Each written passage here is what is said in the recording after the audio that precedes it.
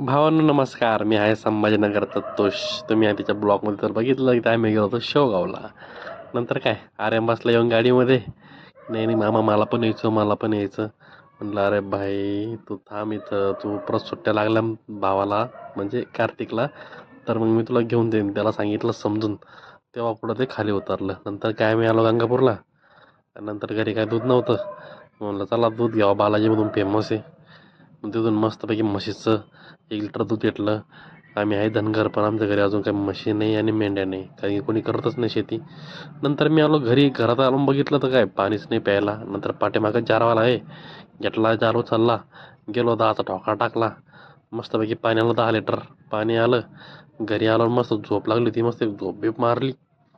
नंतर काय मस्तपैकी फ्रेश झालो, क्लोजअप बिजअप घेतलं, मस्तपैकी फ्रेश होऊन आवरलं. नंतर बघितलं रूम थोडीशी इकडे तिकडं झोपीमध्ये माझे पण झालं होतं. म्हणलं यार मग आपल्यामुळं झालंय तर मग आपणच आवरूया. मग काय घेतलं ब्लँकेट, आवरलं मस्तपैकी. आपण पण थोडंफार आवरायला पाहिजे, घरच्याला हेल्प करायला पाहिजे. बरोबर आहे की मित्रांनो. मित्रांनो मी एवढंच म्हणेल की मला फक्त सपोर्ट करा. रोज डेली ब्लॉग टाकणार आहे.